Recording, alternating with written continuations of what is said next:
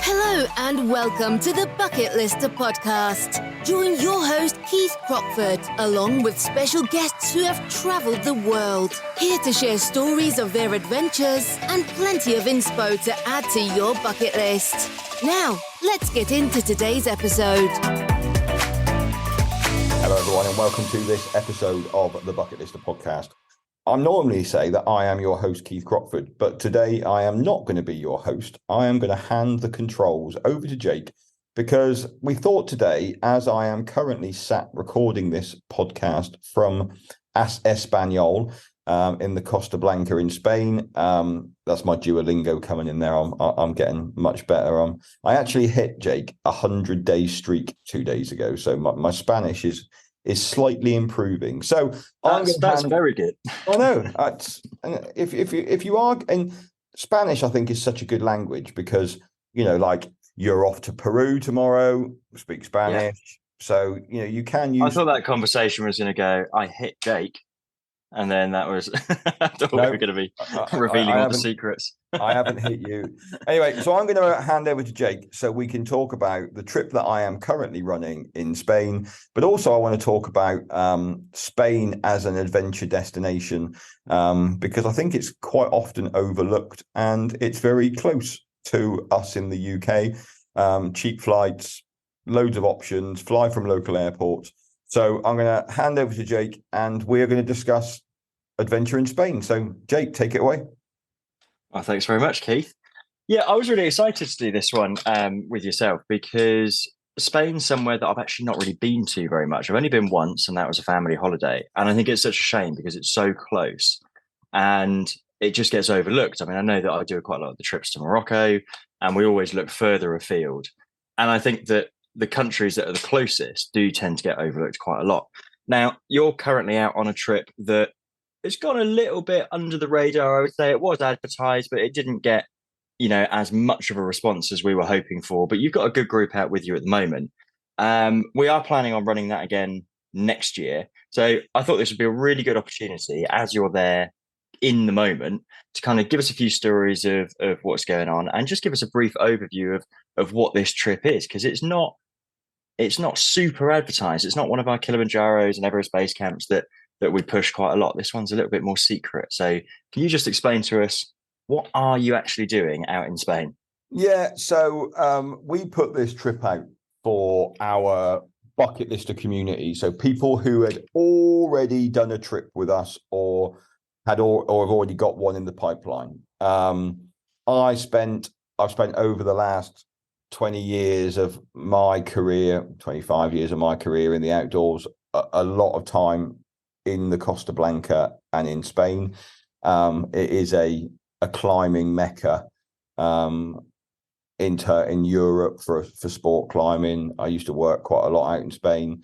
And the interesting thing is like where I'm staying at the minute in a little village or town called Finestrat. And that's about 10 minutes away from Benidorm. So instantly that kind of puts most people off because you mentioned the word Benidorm or you mentioned the word Costa Blanca and you think to yourself, well, that's just full of boozy Brits, fried breakfasts and everything else. But actually the little mountain town that we are in Finestrat is lovely.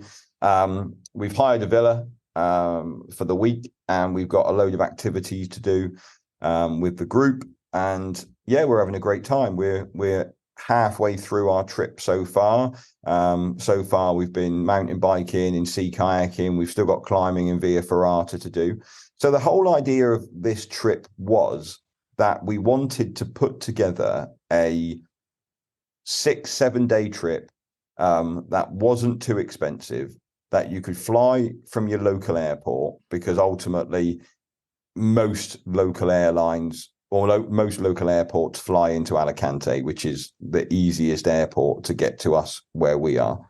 So you didn't have to get down to London and jump on our group flight. We went and picked everybody up from the airport when their flights arrived.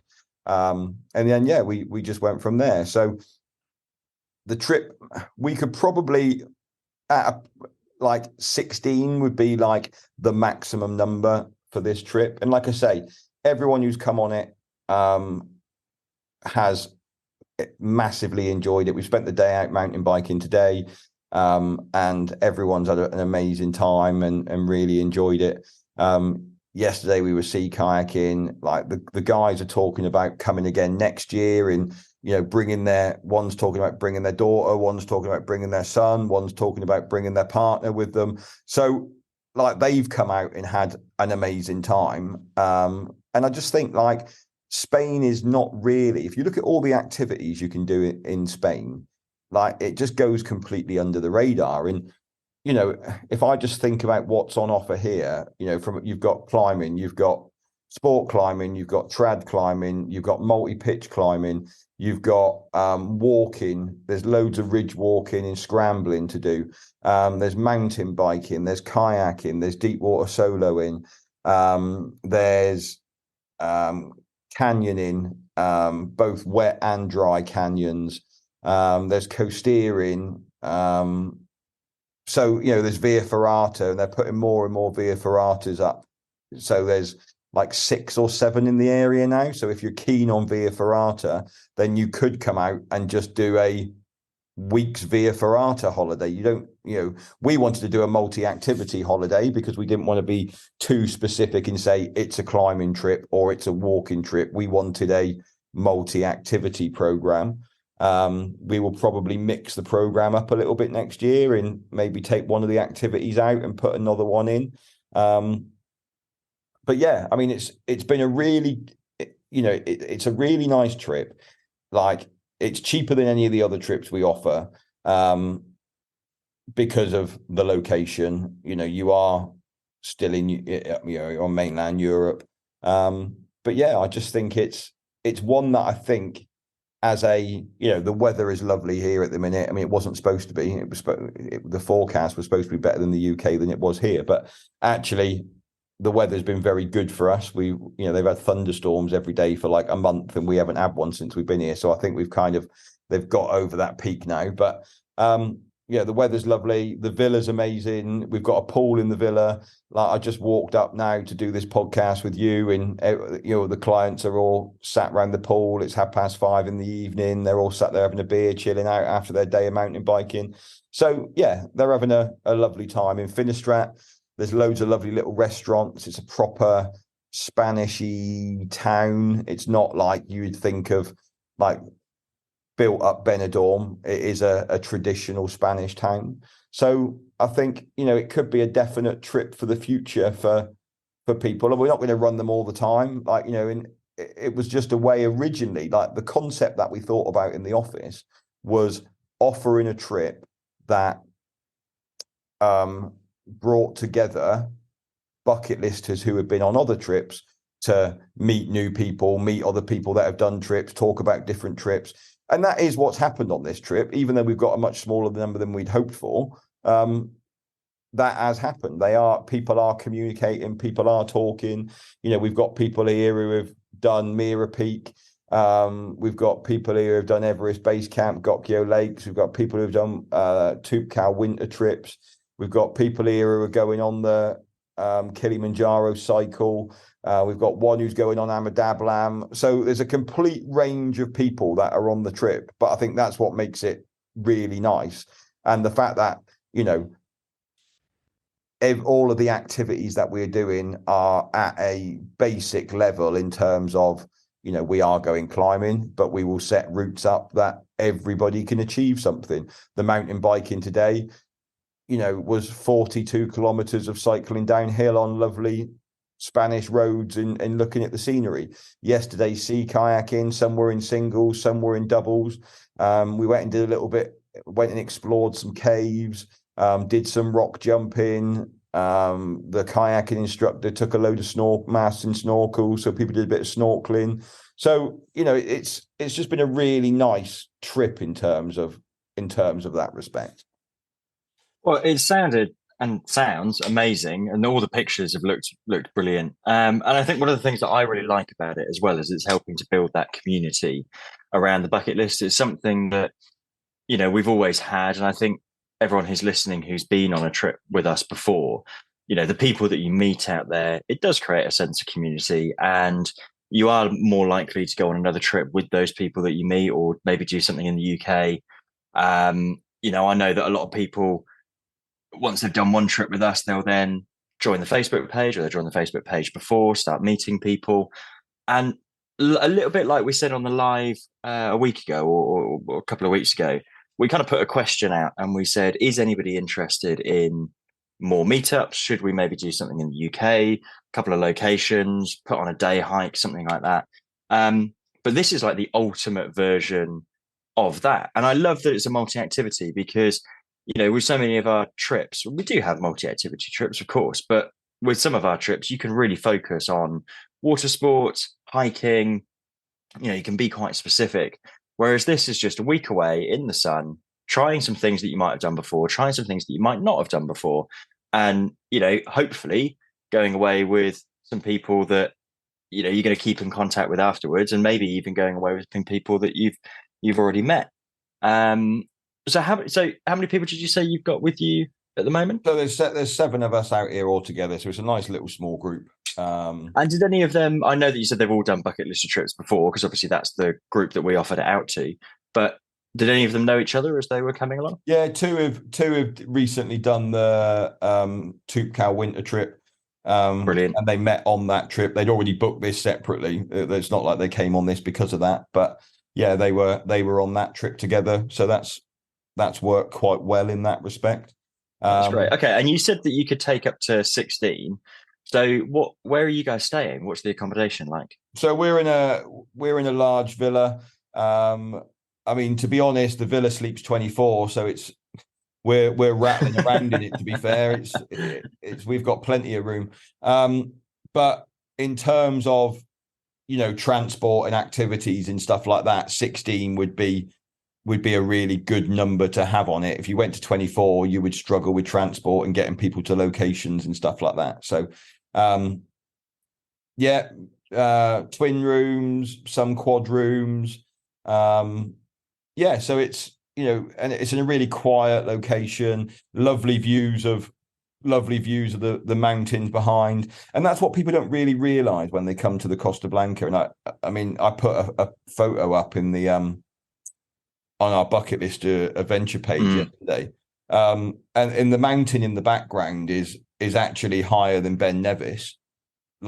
And it's just there, looking at you from where we're staying. And, people don't, and we had a conversation today as we were on the bike ride, and we were talking about that exact thing, that I think a lot of people are put off by coming here because of the word Benidorm. They've seen the TV program. And that's not what it's like. And a couple of people who are on the trip were like, yeah, I am guilty of that. I will definitely come back here again. It is absolutely stunning, like the mountain scenery and the views that you get and stuff like that. They're like, I'm literally changed my opinion now on the Costa Blanca. We're so drilled into thinking the Costa Blanca is all about bargain Brits abroad and all of that stuff, where actually, yeah, you can go and get a fried breakfast for €3.50, and there's still probably bars down there doing €1 pints, but we're not partaking in that whilst we're here. We are doing some activity. Like last night, did a big barbecue at the villa. So what I've done is, on this trip, breakfasts are included, packed lunches, all the stuff for packed lunches is here, that people can make their own packed lunches every day. And then of 2 of the nights, we are cooking meals at the villa. And then for the other nights, we're heading out and having something to eat in restaurants or doing something like that. Obviously, if people don't want to go to restaurants, they don't have to. They can go to the supermarket and cook themselves in the villa. But everyone is happy to go out and maybe have a couple of cheeky cervezas in a meal. So it's. But yeah, that's really good that you've got the option. And you said that you've got a pool, and where you are is quite quiet, and then you can go out into the town if you want to. Yeah, the town. And you've got the activities. The town's got some lovely bars in it. They are not your standard Benidorm bars. They are local bars up in the town. And I think that's the differentiation that people need to make is, where we are in a proper Spanish town. We're not, Benidorm is 10 minutes down the hill. And, you don't need to partake in that if you don't want to. Obviously, if people did want to come out and have a night out in Benidorm just to say they've experienced it, they're more than welcome to. But Yeah. it depends on what people want to do. But like I say, it's just the range of activities that I think that are on offer here. Like, if you want to give climbing a go, if you want to give Via Ferrata a go, if you want to, go canyoning, it's so easy to get here. It can be so super cheap to get here as well. I think our flights, because Dave and I are here, I think our flights were like £150 return. We flew from Bristol because that was closest to us. But people flew in from all over the place. That was the nice thing. If you live up in the north, you can fly from Liverpool or Newcastle or Manchester. If you live down by London, you've got loads of choice to get to Alicante. If you're in the Midlands, you can fly from Birmingham. If you're in Cardiff, so wherever you are, there are probably 2 flights a day, 3 flights a day going to Alicante from your local airport, which means you haven't got to trek down to meet us all in London. And But it sounds like a really cost-effective way to have, that time. If you can take the time off, you've got a week of being able to try so many different things. And I think that's what you said. It is a little bit different to our other trips. There is a little bit of flexibility. Obviously, you put on the itinerary, and you do provide certain activities, but there's just so many things that you can go out and do. And there's so many options to try things that you might have never tried before. And I really like that. The thing about it is because we are pretty much running everything ourselves out here. You have the flexibility to move things around and do. We're not on a strict timetable. We've got to be there at this time. We're going climbing tomorrow. Let's just wake up in the morning, see what the weather's doing, and then we'll decide where we're going. We've got our own minibuses here to drive people around. So, it just makes everything so much easier for us in terms of what we're doing. So how long is the trip? How many days? 6 days. So we flew out on Sunday, back on Friday. Sunday and Friday, people flew in early. So they got the full day on the Sunday and they just chilled out, had a wander around, got their bearings. Activities then Monday, Tuesday, Wednesday, Thursday, and then Friday we're heading home. But again, most people have booked for a late flight back so they can, again, have the most of the 6 days, really. Well, it is so close as well. So how long does it take you? I can't remember if you mentioned. So once you land in Alicante, you said you picked the guys up from the airport. How long is that then to where you're staying? We're half an hour away. Okay, brilliant. So yeah, if you get an early flight in the morning and you get picked up, you drive, it's half an hour, then you absolutely can maximize that whole day. And I think 6 days, especially this time of year, if you can juggle it around weekends and things like that, is a really nice amount of time to be away. It's not, some of our trips are 3 weeks long, and that's really difficult to try and get off with family time and work commitments and things like this. But, 6 days and one of them being a weekend. Yeah, that's it. I mean, that's probably, if we look to do it again next year, that's probably what we would look to do again, is a Sunday to a Friday. Gives people, they only need to take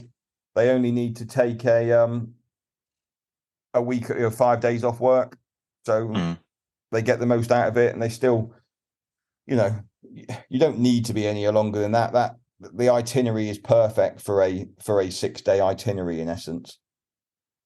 Yeah, and you say you might change it up next year, maybe add something, take something out, swap it around, keep it different. So those people that are out there at the moment, and I know some have already discussed coming back, but there's absolutely no reason why you couldn't do this as an annual trip. No, obviously we can make the climbing harder. We can go and do different Via Ferratas. Everyone really enjoyed the mountain biking and said that they, would do that again, like without a shadow of a doubt. So yeah, we'll definitely run this trip again. And I think, potentially it will, hopefully sell out next year. Well, I hope it will, also from selfish purposes, because I've been seeing all your pictures and hearing about it. So I think it's about time I went and checked it out. Yeah. It's it's a great little trip, and like I say, it's one. Not saying that the other point of this this podcast was to kind of also say a little bit about Spain as an adventure destination as well, really, because it is one that people can go and do, and it is forgotten about. So I don't want people to think, oh well, I'm not going to do that, or I'm not going to do this, but it's a really, really nice destination in Well, one it's got so many options for mountain biking, climbing, deep water soloing, diving. Like as you can go a scuba country, diving, you can go snorkeling, you can like I said, via ferrata, ridge walks. I mean, to be fair, if you were a climber, I would probably say that you wouldn't want to be coming out here in June to go climbing, because it is a little bit too warm. We've done this as a holiday with a day of climbing and a day of climbing involved in it. But if you were a serious rock climber, then you would want to be coming out in kind of January, February, March, that sort of time of year, when it's cooler, and everything's not going to be slippy and slimy. Likewise, if you were you certainly wouldn't want to be out trekking up in the mountains today, because it was proper warm. So there are options all year round. I mean, that's I used to spend a lot of time over here in the winter, because I was teaching climbing out here. So but again, you would have days where it was in the sunshine, 18 degrees, so you could still be in a t-shirt, and like the sun was shining, you had blue sky, and it was lovely. It just gets a bit colder in the evening. So it is an all year round adventure destination, but it does get awfully hot in August. So just have a think about what you're doing and what activities you want to be doing and when you want to come then, really. So you're a few days in then, so I've got two questions for you. What has been your favourite part of the trip so far, and what are you most looking forward to coming up? So, well, I mean, today's been a lovely day. Today's been a lovely day out on the bikes.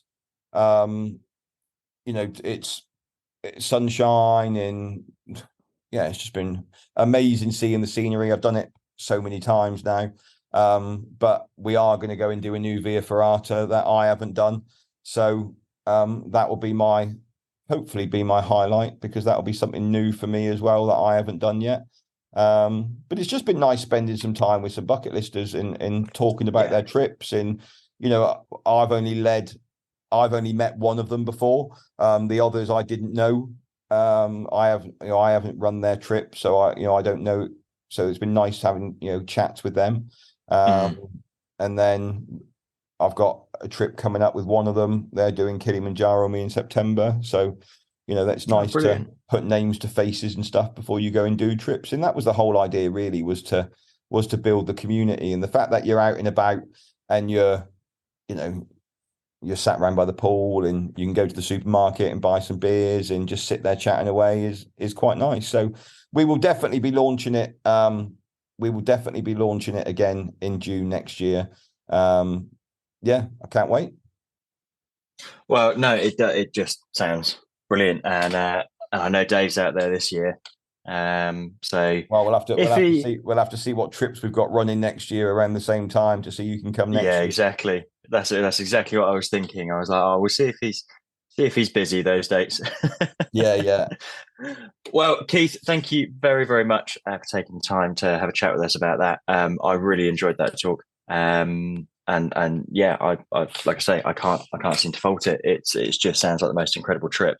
And just such a nice way to spend a week with like I say, people who are like-minded, people who might have done the same trip as you, people who might be doing future trips with you. And it just strengthens that whole community that we're trying to build around people getting out and exploring the outdoors together more. Exactly. And I think the nice thing about it is you might have a Kilimanjaro trip or an Everest base camp trip booked for next year. You've still got a bit of holiday to use up, and this is just an affordable way of coming and having a week of adventure with like-minded people. I think that's the thing to look forward to, really. But I think probably this podcast is we're recording this now. It will come out tomorrow. And I think we'll probably look at launching the trip for next year as well tomorrow. So, I think people are talking about it. Pictures are going up. There's some interest in there. So if you are interested in coming next year, obviously then you get 12 months to pay for it. That it makes it even cheaper then at that point. So get it booked up or ask us any questions. There you go. Yeah, if you're interested, give us a call. Well, anyway, Jake, thanks ever so much for jumping in my seat today and for interviewing me. It's been great to talk about this trip and talk about Spain. And I will be back for next week's episode where we will be talking. Unfortunately, it will be me and Jake again. I'm really sorry to say. But we will be talking about new destinations and our new trips that are launching next week. So do tune into that episode where we're going to sit down and go through the itineraries and look at what each one entails and, give you a bit of a heads up on what's coming. So until next week, goodbye. Thanks for listening to this episode of the Bucket Lister podcast. Be sure to click follow to be alerted for next week's episode. For more travel inspiration, check us out at www.thebucketlistcompany.co.uk or follow us on socials. See you next time.